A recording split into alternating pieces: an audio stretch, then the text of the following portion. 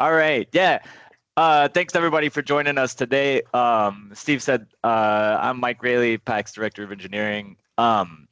This is Design Details for Good Acoustics. We did part 1 on walls last month. You could go check that webinar out at the link that Taylor just put in the chat. But today is on ceilings. So let's get into it because I got a lot of details and things to talk about. So similar to how I kind of prefaced this conversation last month is, there's the difference between what we go test in the acoustics lab and what we actually build in the real world. And oftentimes there's big differences between those. For acoustical performance, right, when we're looking at STC and for floor ceiling assemblies, the IIC ratings, those come from laboratory test reports. And the lab is an idealized environment. We're trying to test just the performance of that assembly itself, all of the elements within it, but not all of the other sort of appurtenances and things that we add on to it. Sometimes on a ceiling, it might just be a flat plane. Maybe we've got a few lights mounted on it, but sometimes we can have some very complicated ceilings. So here is an example of a test. This is one of our floor ceiling tests done in the lab. You can see all of the screw heads are really nicely covered over. The seams are taped and all this kind of stuff. Very neat and tidy. Here's an example of a real world ceiling. This is actually a ceiling detail from a project that we're working on right now that as I speak, our CAD designer Ty is trying to figure out how on earth to do a spring shop drawing for this. So you can see we've got a bunch of different lights in this. We've got acoustical panels and kinds of things like acoustical finish system on some of these. We've got all these different layers of the ceiling. Originally, the design for this project, this was the secondary lower sort of finish ceiling. And above this, we had another acoustical barrier ceiling. You might have penetrations in this for sprinklers and all of these different things, right? So how do you take these very complicated ceilings and make them actually sort of achieve the acoustical performance that you have? And how do you actually build these things just functionally? How do you get all of these parts and pieces to work together? So we're going to go through a lot of those things today and talk about that. But before I do, I want to just set a little bit more context for kind of how we think about these details. And I'm going to talk a little bit less about this today than I did on walls, and I'll go through this part pretty quickly, but these are still good things to think about. So as I'm thinking about how sound is being transmitted through a partition, here I've got a wall, but think about the same for a floor ceiling assembly. Just rotate this 90 degrees. So we have our sound source on one side, right? Maybe this big old stack of speakers, and then we have our receiver, our listener on the other side. Somebody trying to focus and read a book, perhaps. So we can sort of simplify this into sort of two ways that the sound is being transmitted through. So we have the structural path, which would be, surface on one side through the structure, in this case, a stud, maybe a joist, and then maybe some isolation on the other side, then through the drywall and radiated out on the other side. We also have the cavity path, which is basically drywall, cavity, drywall. So for a floor ceiling assembly, this could be, concrete, cavity, suspended ceiling, perhaps. And the combination of those two paths, or those two categories of paths, because there's a whole bunch of different paths that fit within those two categories, is the total sound that gets transmitted through. So when we go and we put something like, an opening, maybe it's an electrical box, right? We cut an opening in our wall, we affect that sort of cavity path, and we get more sound transmission through that. And so our total transmitted sound goes up. For a ceiling, maybe a can light would be a great example of this, right? Something that might affect the structural path would be mounting a cabinet, right? Where now we have, instead of that resilient channel that was in this wall assembly before, we have a piece of 1/2-inch plywood that's there. So we have a rigid structural connection all the way through. And back to that ceiling detail that I showed before, you saw that there are wire hangers, but there are also steel studs forming the verticals of each of those elevation changes. If those steel studs went all the way back up to the structure, right, that would form a rigid path that might bypass any sort of acoustic isolation that either just bare wire or wire with an isolator, in it provides. So we need to think about these two kinds of paths. As we're looking through all of these details and thinking about how to put these details together. Because these details are very complicated, I'm not going to go through and give you prescriptive examples of how to do every sort of different detail that you're going to come up against, right? Even on one project, there can be tons and tons of different details that you have to think through. So really my intent here is to give you a framework, more details, ways to think about these that then you can go and apply to your project and the unique instances and issues that you have there.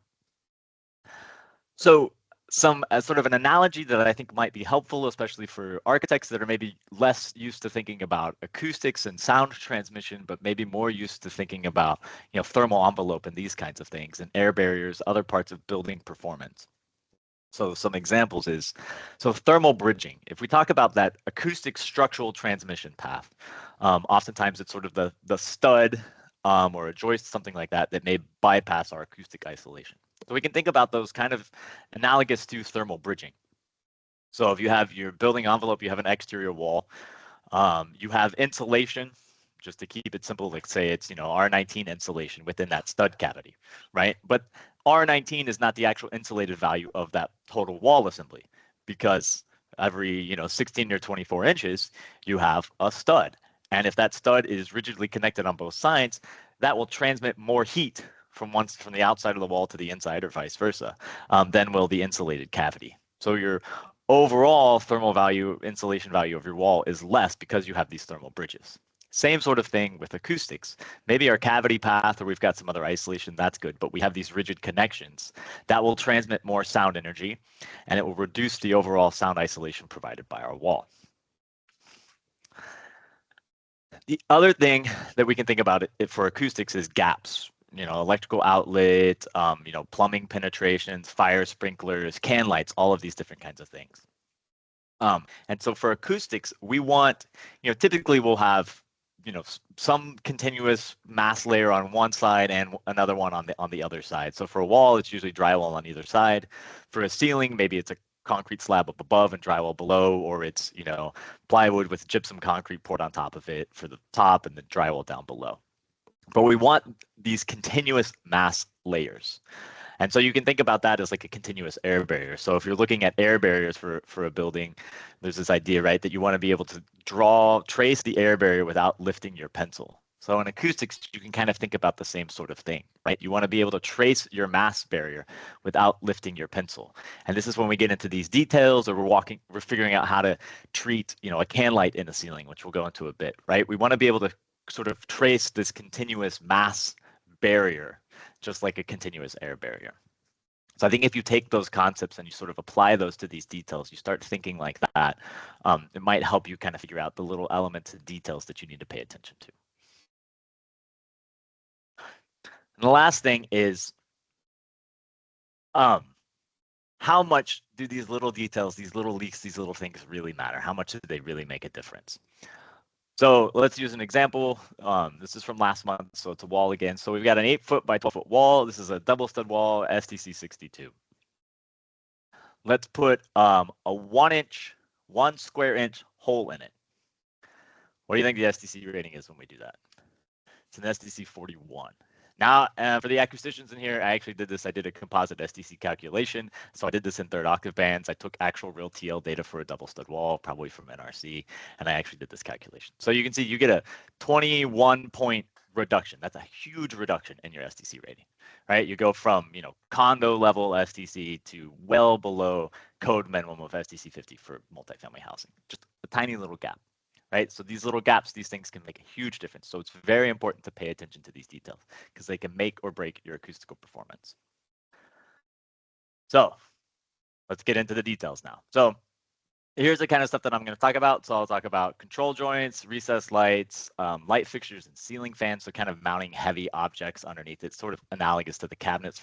Talk about garage doors, garage door openers specifically, soffits, beam wraps, where we've got, elevation changes in our ceiling. Secondary ceilings, if you've got an isolated upper ceiling, how do you hang a secondary ceiling there without messing up the isolation of the upper ceiling? 2-hour fire rated ceiling. Talk about access doors, fire sprinklers. And for a lot of these, I will provide examples for both clips and springs because they have some unique considerations, especially in the way that we frame things with springs. Often with springs, we'll use cold roll channel and hat channel. With clips, we just use hat channel. A lot of the sort of basic premises for these would also apply to resilient channel. But typically when we're most concerned about acoustical performance, and often when we have these more complicated ceilings, we're getting into higher levels of sound isolation. So that's kind of why I focus there. Also, these are PAC products. These are the things that I deal with on the most. So this is where I have a lot of the details to go on. All right, so Control joints. So this is where you have a separation in your drywall and your gypsum board to allow for movement. And just some notes on these that I pulled out of the Gypsum Association Fire and Sound Design Manual. You need control joints where a partition wall or ceiling traverses a construction joint. So this might be an expansion joint or something like that, where there's movement allowed within the building. So you also need to allow movement within the drywall. You need them for suspended ceilings without perimeter relief. So if that's the case, then you need a control joint every 30 feet. If you do have perimeter relief, then you can do it every 50 feet. We tend to look at just doing control joints every 30 feet. I've looked a bit, and I'm sure somebody on here will tell me, but I've looked for a really clear definition of perimeter relief, and I haven't necessarily seen one. So for acoustical assemblies, we usually have a 1/4-inch gap that we've got like foam tape and acoustical sealant on. That might count as perimeter relief, but you know, oftentimes we're doing these large spaces, event spaces, ballrooms, you might need a control joint. And then also where ceiling framing changes direction. We get into these more sort of complicated buildings. We might have ceiling framing that changes direction because we've got, you know, movement from exterior to interior spaces. You know, maybe we're going from underneath an exterior amenity space, gathering space in an apartment or condo building to an interior space, and those are framed differently. Or maybe just, you know, we do a lot of high-end single-family homes, and there's all kinds of crazy framing in those. So you might need a control joint there. So a control joint is a gap in the drywall. So how do you create this long continuous gap in your drywall that's, you know, no longer a continuous mass barrier, right? So how do you make that continuous? So this is actually the same thing that you do for a fire rated control joint works for acoustics as well, right? Because we want to have this thing continuous. So here we have clips. We break the drywall. Now we need to support that drywall on either side of the control joint. So we need to make sure that we have hat channel and then the clips supporting it very close to that. About a 4-inch gap between those. This is specified in the GA detail that's referenced down there at the bottom. And then you have a single piece of drywall that spans that gap, and you only fasten it on one side. And so that way, that allows the gyp to kind of move this way, but you still have this piece on top that holds that gap together and prevents the sound from going through and having a leak. If you do it the other way, you also need to add clips to stop and start this. The GA says you also need to add a structural member to hold, you know, to support your ceiling there, right? So you need to add this extra structure in. And again, these details are going to vary all different kinds of construction types, but the idea is you have support, your support for your ceiling stops and starts at this control joint, and then you have this gypsum bit on the back so that you have that continuous mass layer to allow that to back that. In springs, it's similar, except if with springs, we often have cold roll channel and hat channel. So in this case, the detail up at the top, we've got our springs, and in this case, we have the cold roll channel, which is an 1.5 inch cold roll channel, also called Chicago bar or a black iron. It's a C channel. You have that going into the page, and then we have hat channel that's attached to that, that's running left to right on the page. So we want to stop and start the hat channel. And we have the same sort of, you know, piece of gypsum board sort of backer over the control joint that's only fastened on one side. But here springs can allow, you know, a decent amount of movement, right? Springs are typically 1 inch deflection. That's when they're loaded, they'll deflect an inch. They're not actually going to move an inch, you know, in normal day-to-day use, right? But there's still some more movement allowed in the ceiling. So what we don't want to happen is have the ceiling on the right where the gypsum board strip for the control joint is not attached to the primary ceiling drywall. We don't want to have a gap open up there. So here we take a cold roll channel, we take basically a strong back, and we have it span across the top. Let me see if I can go get my little laser pointer. So we have this piece here that goes across the top. So that kind of helps keep all of this in plane so it doesn't move this way, right? So we don't have gaps opening up here. But then we have these channel ties. So you can see here we have 2 different pieces of cold roll channel here that are back to back, and they're overlapped. We have channel ties around those so that these can then move this way. So they allow that horizontal movement that we want for this control joint, but they don't allow for the vertical movement. So we keep that joint nice and tight. Similar sort of thing if we have the cold roll channel going left to right and the hat channel going into the page, right? So all the framing's 90 degrees to what we had before. But here we have the cold roll channel going over the top already overlapped, so we don't need to add extra cold roll channel. We can just do this and allow it to move back and forth. And so you can kind of see these details here of how this is put together. So here's the strip on the back. Here's our hat channel. Here's where we stop and start. Our cold roll channel, we have that overlap, so you would have some wire ties here, and that allows this to move this way, but keeps this continuous mass barrier here, right? We might have these in ceiling elevation changes. I just threw this one in really just to kind of show off the work of our CAD designer here, but it also kind of shows the complication of these frames. So this is actually from a project that's under construction right now. I think they've already framed this bit out. So here we have a continuous control joint that comes down this vertical elevation change for this ceiling. And actually, it's not really shown here, but this ceiling down here is actually sloped also, just to add even more complication to it. So here we have the split. Here we have the controls here at the control joints. And then to frame this vertical, we have this additional framing to help hold the hat channel here, and we'll show those ceiling elevation change details in a little bit. And here's just this looking down on it, so you can see the kind of overlapped channels again where they can slide together. And here's the joint, the expansion joint exposed. We don't have the cover piece shown in this, just so you can see the actual joint.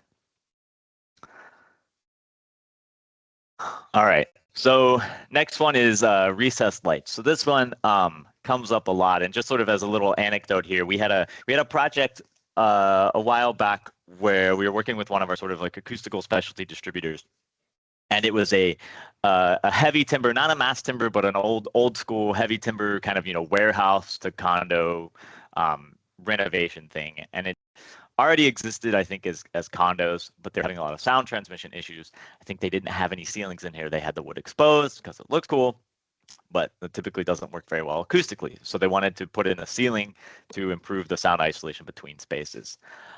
So they put in a clip isolated ceiling, and our acoustical distributor has sort of special little hat kind of things that can go over your can lights to help with that continuous mass layer. And they shipped those to them too and said, hey, put all this stuff in.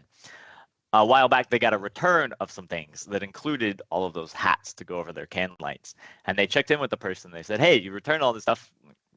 You're done building? They're like, yeah, we're done. We're like, how is it? Like, well, it's better, but it's not that much better. It's like, well, you returned these can light covers, which you need. You have a bunch of can lights in there. It's not going to work without those. So they're like, oh, well, okay, fine. So they shipped them back.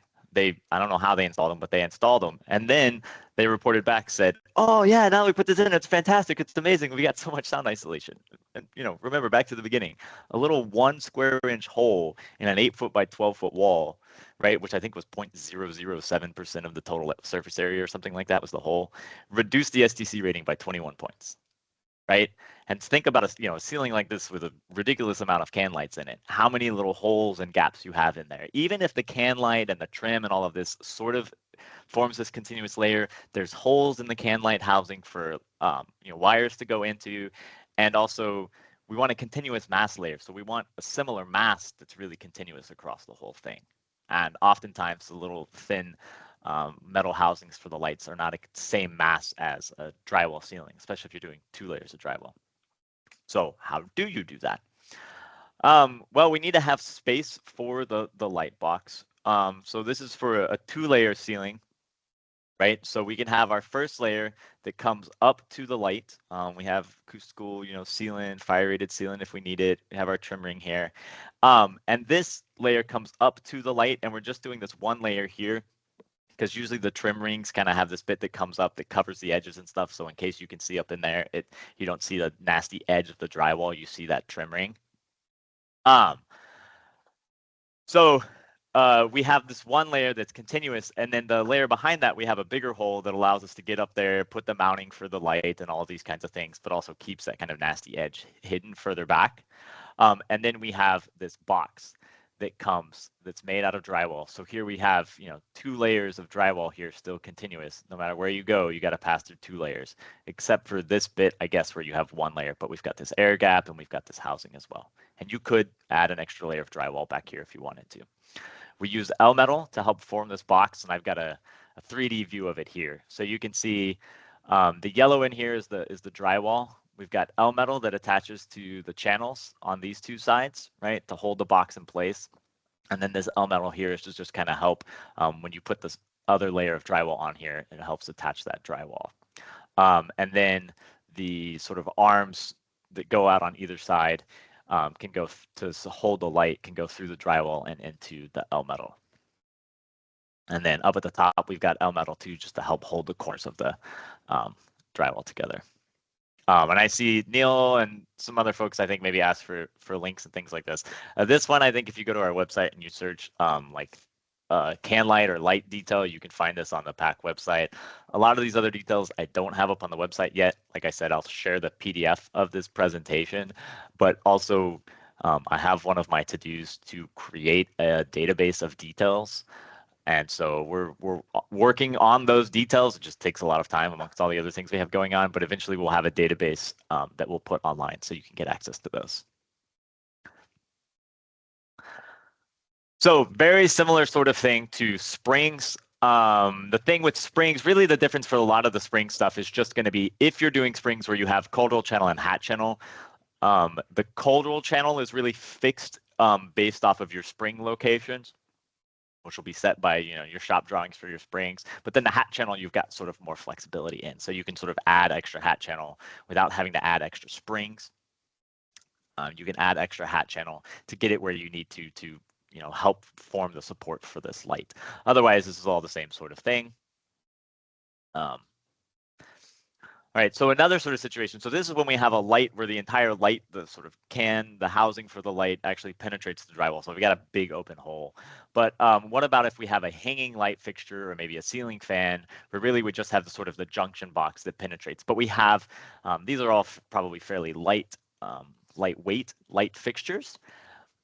But a ceiling fan's much heavier. It's also a dynamic load, or if you've got a large heavy chandelier, how do you do that? So with clips and hat channel, we typically don't want to mount any heavy concentrated loads off of hat channel because the hat channel that you typically use with clips is 25 gauge. So I can never remember if it's 25 gauge is 18 or 19 mil, but it's a really thin steel. Screw pullouts in it are very low. I would not want a ceiling fan or a heavy light fixture hanging over my head mounted to 25 gauge steel, whether it's hat channel or any other kind of 25 gauge steel. So we need to add some other sort of blocking that's stronger to hold our heavier load, our concentrated load. But we need to make sure that that blocking doesn't create a rigid path, right? Again, we think back to our path. So this one, we're thinking about sort of like thermal bridging, right? We don't want to create this rigid path that allows the sound energy to be transmitted from top to bottom or bottom to top here, right? So in this case, we can use some blocking, maybe just a 2x6. And then we have isolated L brackets. So these L brackets would mount to the blocking and then get mounted to the joist or vice versa, depending on what makes sense for just ease of access where you can get your screw gun in there. And then to that blocking, you would mount your electrical box. And there's a bunch of different kinds of electrical boxes. Building it this way where you've got this 2x and then you've got L brackets on either side allows you to move this up and down to adjust for the thickness of the ceiling. If you have 1 or 2 or more layers of drywall, also the depth of your electrical box. Of course, there's different depth electrical boxes, but this allows for some adjustment in here to get it to all fit right. And then fire and acoustical sealant. You could also do a putty pad, which I haven't shown here, but you could do a putty pad on the backside. You probably should do a putty pad on the backside of this electrical box, again, to create that continuous mass layer. This is what it looks like from the other side, just so you kind of see how this spans between the joists. You've got these isolated L brackets. You can add more L brackets if you need to get higher load capacity, different kinds of things, right? This is just going to kind of depend on what you're trying to mount. For springs, similar sort of thing.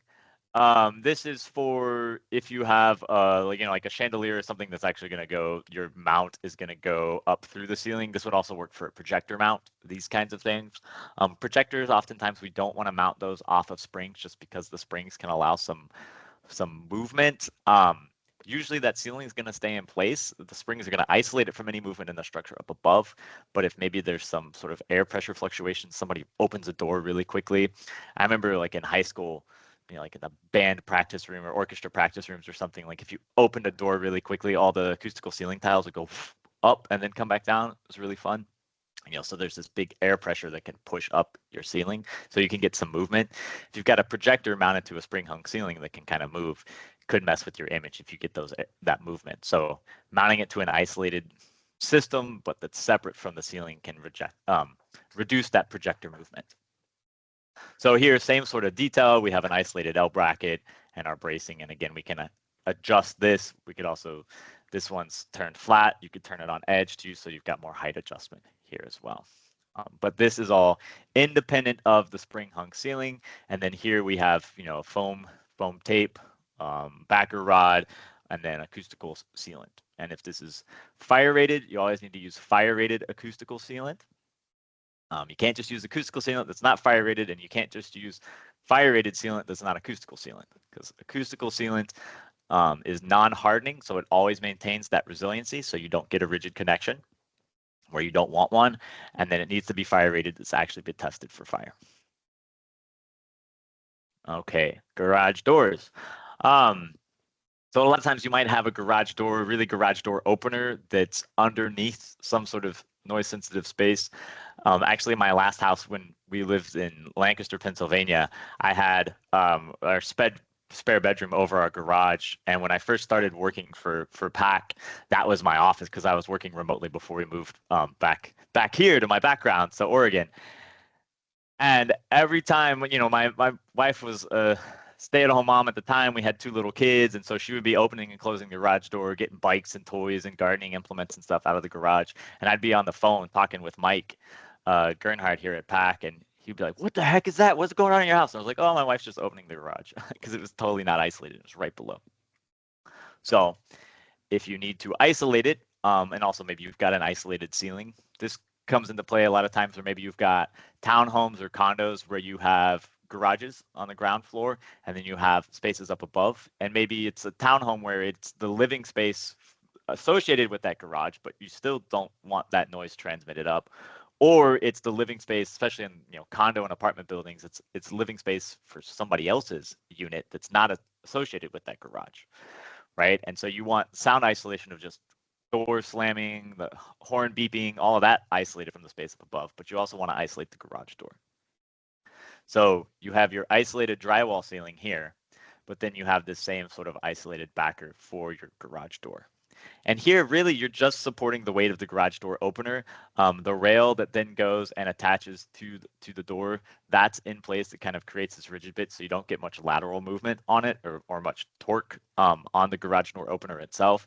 And also the spring that's on the door really helps pull a lot of that load. The garage door opener is just like that last little bit of force needed to kind of pull it up and then send it back down, just in a controlled fashion. So there's not a whole lot of dynamic load that goes on this. It's really just the weight of the garage door opener. Similar sort of thing here. Depending on where this garage door opener falls within this, you might need to put blocking in 2 different joist bays and then kind of attach it to both. Here I have the garage door opener shown just right up against the drywall.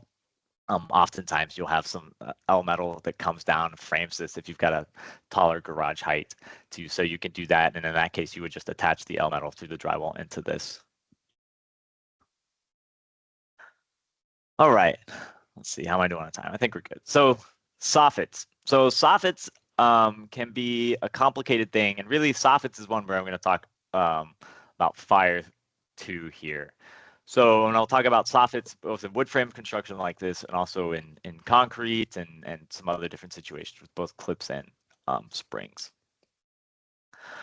So I've got several different options. There's a bunch of different ways, and if you go and you look through like PAC's detailed drawings, or if you've ever gotten emails from us, any of us, about how to do a soffit, I think every time we think about a soffit, we come up with different ways of doing it, because there's just so many different possible ways.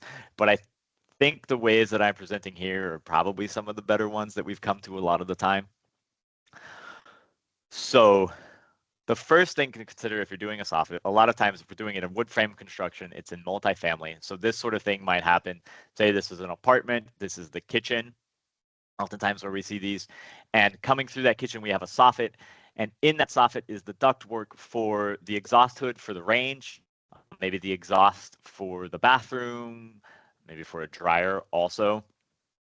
And so those exhausts needs to be within sort of the fire rated envelope, because especially the exhaust for your range hood, you're going to have grease and oils and things that get up in there. That's a fire hazard. You want to contain that within the space. You don't want that up in the structure so that you have a grease fire in there, it catches the whole building structure. So you need to have this fire rated assembly above it to contain this, and you need to have a continuous fire rated barrier. So in wood frame construction, you can use wood blocking as fire blocking, so you can interrupt your drywall ceiling. So what we have here in the blue is we have our pre-rock. So you need to come back and put this drywall in here before you frame your soffit. So you have this. And then here we're going to have, where we've got an isolated ceiling, we're going to have the drywall intersect into a double top plate here for the soffit. And then we've got acoustical fire rated sealant here. So we have this, and then the pre-rock comes over. So you would pre-rock and then come frame this, install all your ductwork, put insulation in this cavity, and then come and do your ceiling, your soffit and your ceiling here. And then we've got some L metal to help kind of support this joint, make sure this isn't a weak corner here. And then again, we have perimeter tape, foam tape, and acoustical sealant here. What do you do if you have isolated wall also? Right, so this is demising partition between a unit up above and a unit here, but then you've got one unit here and another unit here. So you need a acoustically isolated wall here too. So same basic thing, you do your pre-rock and then frame your soffit. But here we're going to do a double plate here and here. The clips and hat channel offset this more than it won't necessarily run into just a single plate, and you need that continuous plate for the drywall to seal against. You can't seal it against the framing here, the horizontal framing, because it's not continuous, right? So you do that, then butt this into it, because this is your sort of part of a fire rated partition. This is part of a fire rated partition. So this is going to take priority, and then we just infill with the soffit framing, which is not fire rated, but it's part of the acoustical assembly. We also got our L metal and these kinds of things. One other option that you could do in some instances is pre-build, or at least do pre-rock this part of your wall, this isolated wall, and you can use an isolated backer here. This only works though if this is like a fire rated demising partition. This only works if your backer, your acoustical backer here, is also part of the fire rated system and allowed to be part of that. So it needs to be, your backer needs to be listed in UL. Otherwise you should go use the prior example. But that's really the only difference here. And then it just kind of changes the order of operations for these things. So you need to think about fire, you need to think about acoustics in these. You also need to think about the order of operations for who's going to come in here, right? So typically contractors don't want to come to a job site, do one thing, leave, and then come back. So you want to try to avoid that as much as possible. Now, typically on a project, you're going to have some pre-rock anyways. Even if you weren't doing the acoustic isolation, you're doing soffits like this, you might often have pre-rock behind these soffits anyways. So we're kind of trying to play into the typical schedule and phasing of construction and the trades. We're not adding another return trip for a trade by doing it this way. In mass timber, if you need a soffit like this, or maybe a bulkhead to maybe try and address potential flanking paths where you've got sound that comes up here, comes over a partition through a continuous panel, you can use isolated L brackets again to isolate your framing, and then you can just use standard framing. You could attach L metal, you could use steel studs, you could use drywall grid, attach these, you could frame this out of wood, whatever you want. You've just got an L bracket that then you can screw the structure to, and then you use your drywall to isolate that. And these just have a hole, and you can just screw them straight to your CLT panel. In concrete, we've got a couple different options. So you can use clips that have an attachment that go up and have different lengths of threaded rod. This is only going to be if you've got a fairly shallow soffit here, small ceiling elevation change, maybe up to about 12 inches you can get this. So if you've got maybe 6-inch ducts for, again, exhaust for a bathroom exhaust, something like that, you can do this kind of a thing here. You could also just have this drywall go straight up and then with a little gap here with sealant. If you've got a bigger option, bigger ducts that you need to do, then again, you could use these isolated L brackets that get mounted to the concrete, and then you can have this bigger drop. And then you're just using standard framing here. Last one is with springs. So springs, typically you're going to get shop drawings for springs, and so these details would be covered in that. But the idea for this framing is we want to have a spring. Typically, we'll want to have a spring that's pretty close to the top of the vertical. So we have a spring that's really dedicated to kind of carry that load, make sure we've got extra support here where we have this sort of concentrated vertical load. And then if we've got a big drop here, then we want to have our cold rolled channel come down. We want to really continue that entire ceiling framing, the cold roll channel and hat channel, and have that continuous all the way around. So if the cold roll channel is sort of running perpendicular to the soffit, then this works. You can have this come down, you put a couple screws here, and hold this channel together. And then you have another screw here to kind of hold the lower, or another spring here to hold the horizontal. If, however, your primary cold roll channel on your springs, which is right here, is running parallel to the soffit, then you need to add these strong backs. And so this actually would come back and tie into another spring, so you don't have this cantilever, obviously, right? It would come back and tie to your next cold roll channel. And have this so that it comes and it holds this vertical. If you have smaller drops, we say about a 24-inch max, then you don't need to have as robust framing. You can put L metal here, and I think I didn't quite call it out, but oh yeah, here it is. You have L metal angle bracket here that's attached to your hat channel, and then you have another piece of metal framing. So this could be, pieces of drywall grid, it could be hat channel, a little steel stud, whatever, but some metal framing just to help support this vertical drywall. Some people will span this just with the drywall from L metal to L metal. Spring ceilings, we really want to make sure that these things are all moving together. We want to make sure that we don't have, if you have these two things and they can move independently, then you could get some differential movement and you could start to get some sort of stress cracks here at these corners. So we really want to avoid that. Oftentimes, if we're doing springs, these are really high-end projects too, with a very high level of fit and finish. We always want to avoid cracks in drywall, but especially for these really complicated high-end things, there might be plaster finishes or other things on top of this too. So we really want to make sure that we keep this nice and rigid. We don't have any sort of differential movement here. All right, beam wraps. Beam wraps are pretty similar, right? They're just elevation changes in our ceiling. So here's one where we've got clips. This would be a small beam, both sort of in width and height. We can just frame the drywall around this with L metal to hold this, both the verticals and the horizontal here. Clips are going to have less movement, so you're going to kind of have less differential movement here between these two sections. One thing here is, you'll notice I've pointed out the stagger the joints. This also, so one, you don't want a continuous joint straight through here, right? Like if we just ran this drywall all the way up and butted both into it, that's a potential gap. If you stagger it this way, it just helps make sure you don't get a continuous gap, which is great for both acoustics and fire. We stagger it down here. This one is also continuous. If you carried this down here, you'd have a rough edge of the drywall that would be harder to finish. So there's a lot of little details that goes into this. This is all the stuff that I've learned from Mike and Elza over the years of how to do drywall better. If you have a wider beam or you just want some extra support, you can put a clip down here or multiple clips down here, depending on how wide this thing is, to help hold this horizontal section. And then again, you're just using L metal to kind of tie it all together and make sure it's one piece. Again, trying to minimize differential movement so you don't get stress cracks and these kinds of things. Springs, very similar to the soffit framing for the springs. We're just kind of, it's just two soffits smushed together, mirroring each other. So here we have a spring, low profile spring that's mounted up, and then we have, again, our cold roll channel is running perpendicular to the line of the soffit. So we can take this continuous channel, just cantilever it out a little bit, and then have these verticals that are attached to it. And here we have this horizontal section just framed off of this. We don't really have a good place. Oftentimes, if we've got these beams, right, they're pushing our ceiling down. We want to try and maximize ceiling height.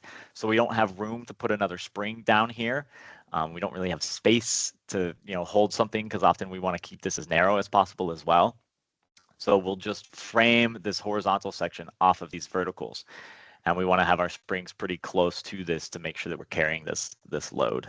And we want to make sure that when we're doing our shop drawings that we're actually accounting for this vertical load as well, because otherwise you're going to have a ceiling that starts doing this, and that's not good.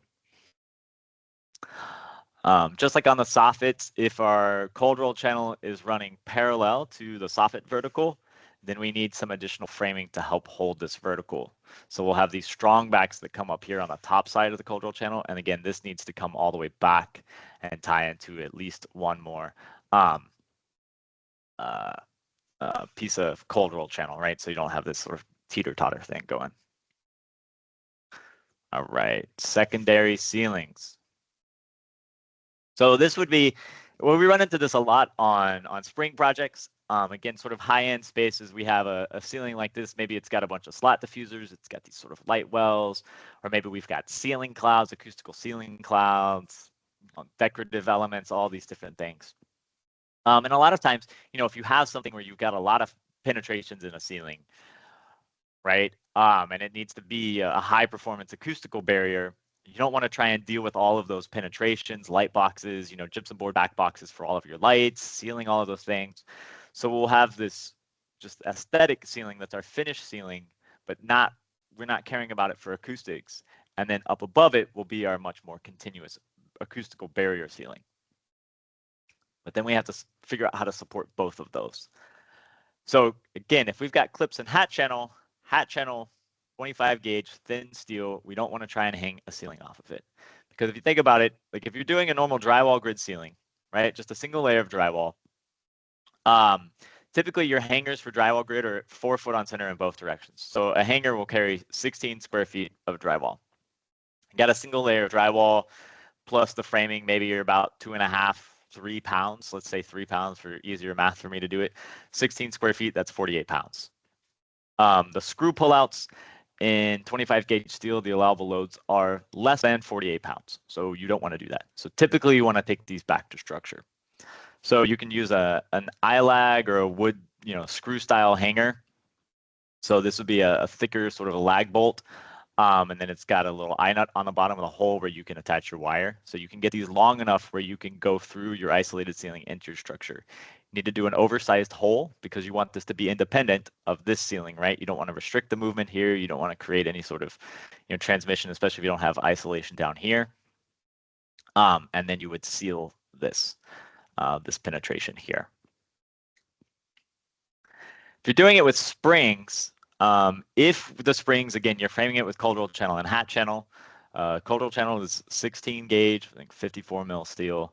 And typically, when we're doing spring layouts, we'll use a minimum non-structural 20 gauge, so 30 mil steel for the hat channels. And that's because we're often mounting other sort of heavy concentrated loads off of it. So we have those higher screw pullouts. So in this case, you would have another sort of eye bolt hanger. In this case, it's going to be a self-drilling tip to go into the steel instead of the coarse thread lag for going into wood. So we'll have this go into our hat channel. And ideally, I don't have a dimension in here, but ideally we want to keep these mounting points pretty close to the springs. We want to try to avoid mounting things mid-span, right? Because that's just going to kind of affect your, could create more deflection in your ceiling framing. But you have these, and then you have your secondary ceiling. And of course, when you're doing your spring shop drawings, you need to account for the load of this upper ceiling, but also the load of this lower ceiling, and also any elevation changes, whatever stuff's going to be mounted in this, whatever mechanical you might be trying to hide between them, all of these kinds of things, right? Okay, 2-hour rated ceilings. This is a 2-hour fire rated ceiling. Most 2-hour fire rated ceilings in at least wood joist construction or lightweight wood framed construction. So this would be solid timber, wood open web truss, and also I joists. Typically, your ceiling is going to be this RC sandwich, or you could also sometimes put clips in here too, but oftentimes it's going to be this RC sandwich. I have another presentation on fire and acoustics where I talk about this and I present some actual acoustical test data for this, but just for the purposes of this, suffice it to say that this is bad acoustically. This is not good. All the acousticians on here will probably chime in and be like, yeah, that's terrible. Don't do that. But for fire, you have to do this. This is what's required within the UL designs. Most of them. I'll give you an exception in a minute. So the way we typically treat this is we say, okay, this is going to be your fire rated ceiling, but we're not going to try and get really any sort of acoustical performance out of it other than just we've got some extra mass up here on this upper partition. Do good things for acoustics up here on the floor side, on the top side. But then we're going to get our acoustic isolation outside of the fire rated design. And then we can we have a lot more leeway of what we do here. So you could hang, mid-wire isolators, you could do springs, you could hang, some way of getting a clip in here or something like that, right? So again, we're going to have some sort of like threaded rod anchor that's going to go through here. And then we're going to hang our isolators off of this and then have our secondary ceiling. You'll notice that in this case, I don't have acoustical sealants or anything here because since we're not really worried about acoustic separation here, we don't need this to be separate from the drywall. So we can potentially screw through this. You might still, just for cleanliness of install, want to drill an oversized hole. Maybe you need to pre-drill the wood too to get your lag in.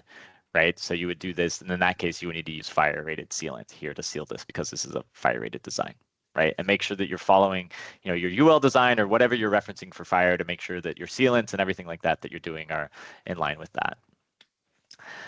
There are a couple exceptions to this, and I think maybe I have it in my notes. This is maybe the one place where I put a note in a presentation. I think this is UL M521. This is a weird, unique assembly. This is a 2-hour rated ceiling, but instead of having this continuous direct attached layer of drywall, you have these 6-inch batten strips. And so what this does is this kind of just shields this lower structure. I'm not a fire protection engineer, so this is just my understanding of this, is this shields the bottom cord of the trusses here, right? Prevents it from heating up and kind of starting to char and get involved in the fire. Keeps that from happening, pushes it back longer on the time of the fire. And then you have your continuous layers down here. And it's actually 2 layers. And so you can do this with Brazilian channel. You can do it with clips. I don't know if there's springs in this assembly, but I think this is M521. I'm sure somebody will throw it in the chat. I think that there is at least one other UL design like this. These are very rare, but these are really handy. And so the issue here is that you create this tiny little airspace, right? And that air will transmit the vibration from this layer to this layer, and it'll transmit sound. And so you get very poor acoustic isolation here, right? You want big air cavities. And so here, these little strips mean that this whole air cavity is still exposed. And the insulation is actually drawn down here very specifically because this is where you're supposed to put the insulation. It's not supposed to be up here. I think it's a minimum of 3.5 inches. I can't remember. Go reference the UL design. But so there are these unique assemblies out there. So if you can use this, it only works for certain materials and products, certain types of drywall, all of these kinds of things. But if you can go use these designs, these are far superior acoustically. All right, access doors. We're getting close on time, and I think we're getting close in here too. So access doors.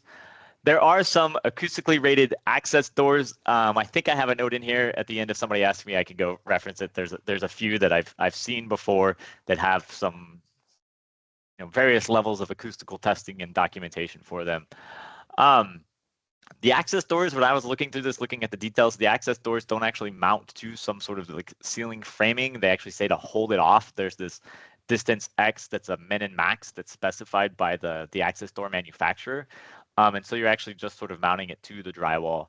The acoustically rated access doors will have 1 or more layers of drywall that go into some sort of metal frame. And so you really get pretty much this continuous thing. Really, the seals are going to be the trick. And so if you're looking for acoustical test data for an access door or really anything else, you want to make sure that you want to check the details of how it's installed. And so with this, you would want to make sure that it's not just the main door that's like sealed into a piece of drywall, but that the whole door was functional when it was installed. And so, because you really want to test the seals and the gaskets, but you can mount this in here. It would be the same sort of mounting thing for springs. You could put it in there. You just need to make sure that you kind of make space in your framing to work with it.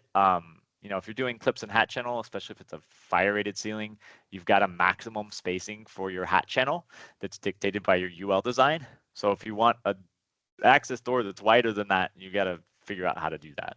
I haven't figured that out.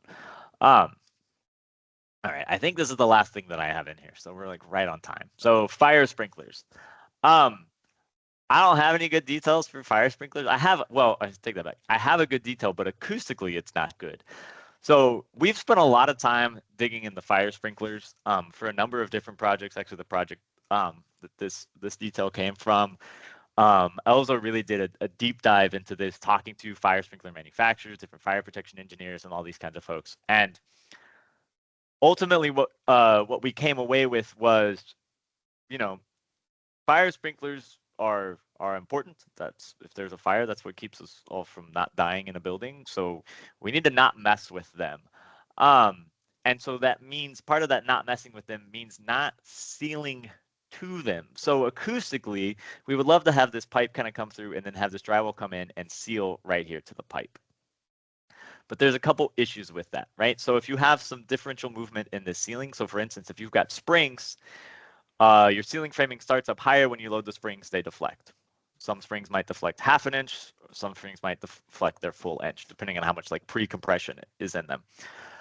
Your fire sprinkler is already going to be in place, right? If you do this and then your ceiling starts coming down, that's going to put some stress on this pipe. Probably don't want to do that. Also, if instead of using metal pipe, you're using plastic pipe, there could be adverse chemical interactions between chemicals in the acoustical sealant that you put here and the plastic pipe. That's bad. You just really don't want to mess with this thing here. So unfortunately, despite all the time that we've put into this and looked at this, so far we have not come up with a great answer for this. So you just have a gap here.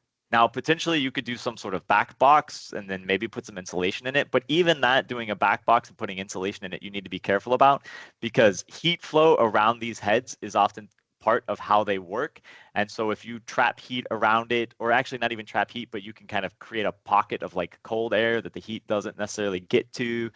If you start putting stuff around this, even a ways away from it, you can adversely affect the function of the sprinkler head. And you obviously don't want that either. So this is a really tricky detail. If anybody's got a solution that actually works and is actually passed muster with like an inspector and fire protection engineer, please let me know, because this is a really tricky one. And I certainly didn't save the best for last. I guess I saved the worst for last. But just be aware of these, that these are really tricky. So if you can run, you know, your fire sprinkler lines below, that's great. But that's often hard to do. But if you do that and you run it below, you can also tie these up to your isolated ceiling. Those need to go up through the ceiling and tie into structure. So I think that is it. And we've got 2 minutes left. So a lot of details there. I'll have Steve come on and join me here, and we can go through things. We can answer some questions. But again, eventually, we will put together a database of details where we will have these and more details. Ty, our wonderful CAD designer, is working on those. Any of the really good-looking like CAD and Revit details in here, those came from Ty. A lot of those came from projects, spring projects that we've put them on. And yeah, again, my hope is not to provide prescriptive designs for all of these things, but a lot of just food for thought to help you better think about these details and how to construct them, both, you know, for acoustics and fire and just constructability too.